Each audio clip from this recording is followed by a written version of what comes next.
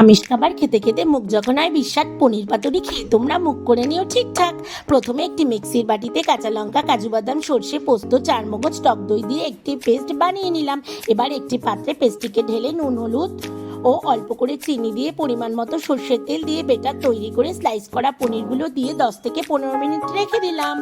এখন কলা পাতাগুলোকে সাইজ করে কেটে জল দিয়ে ভালো করে ধুয়ে গরম তাওয়ায় হালকা করে সেকে নরম করে নিতে হবে। এবার পাতার উপর সর্ষের তেল অল্প করে মাখিয়ে একটু গ্রেভি দিয়ে তার উপর পনিরের স্লাইস দিয়ে ওপর থেকে সর্ষের তেল ও কাঁচা লঙ্কা দিয়ে সুতো দিয়ে বেঁধে নিতে হবে।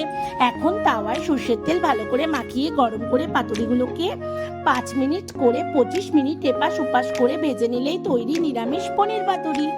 একঘেয়ে নিরামিষের দিনে পনিরের তরকারি খেতে খেতে যাদের আর ভালো লাগে না, তারা অবশ্যই এটি ট্রাই করো। কেমন লাগলো আমাকে জানিও। Bye bye.